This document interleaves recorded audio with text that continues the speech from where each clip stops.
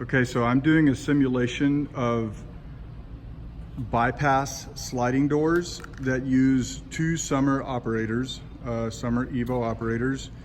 And the sliding door installation with the SOMMER EVO operator is pretty simple. But in this case, I have an interlock system, which is going to keep the doors from opening over each other and binding with each other's arm mechanism. Normally, when you have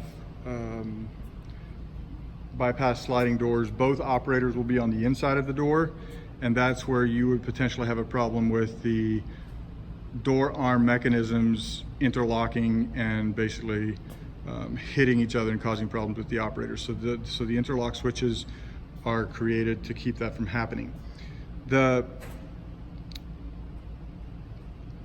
The operators are designated. I have a primary operator, which is the one closer to me, and a secondary operator. The primary operator should go on the door that is going to be used most. And the reason for that is that the distance between my interlock switch and my trigger point on the secondary door has to be at least an inch or maybe even 2 inches shorter than the distance between my trigger point and my interlock switch on my primary door. Otherwise, they mutually lock each other out all the time.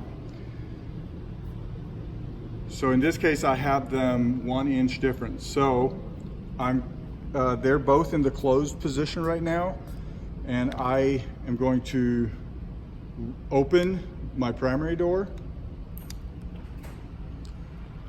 So you see it opening. This trigger point on the primary door is going to overlap this interlock switch when the primary door is open. So when it hits the interlock switch, actually this light comes on. The operator set up that way because this switch is used for wicket doors. But if I try to open door 2, my secondary door, while my primary door is open, you see the response from the radio receiver there, but you see the 3 blink from the LEDs on the motor carriers. That means that there's a safety problem, and that's why it's not running in the open direction. So before I open that one, I have to close door 1. So I close door 1, and I'm gonna let it get over there almost to the closed position before I start opening door 2.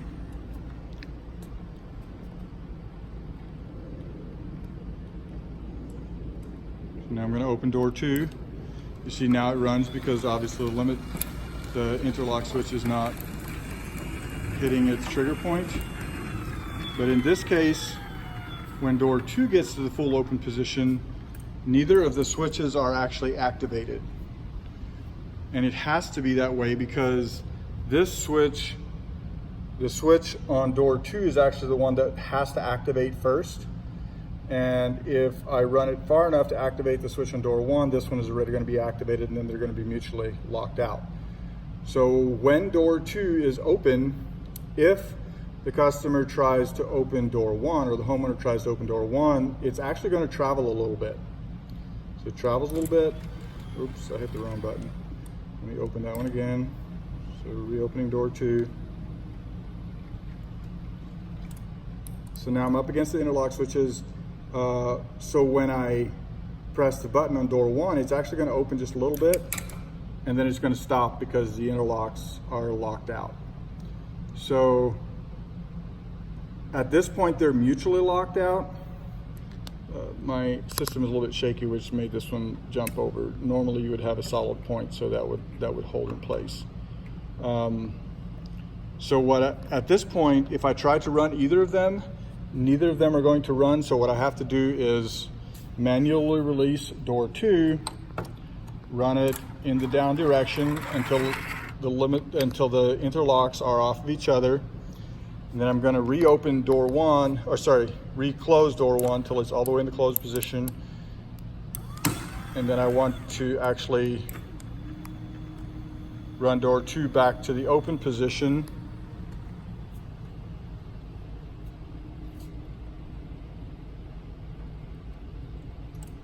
So now they're not interlocked anymore. So I'm going to close door 2.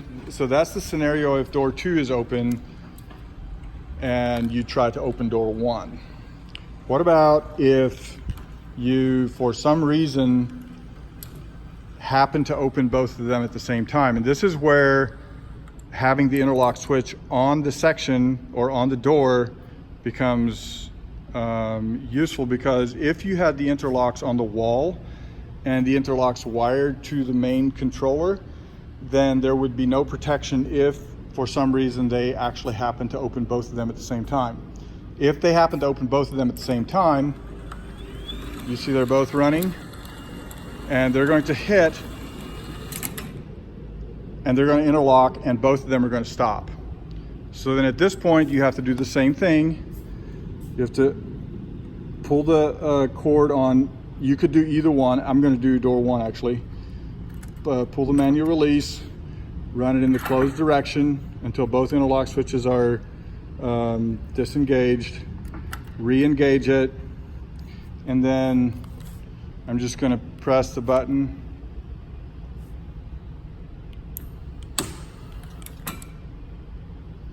Sorry, I ran a little too far. Press the button and let it go to the closed position again. Press the button on door 2 now because the interlock switch is off again. And run it to the closed position.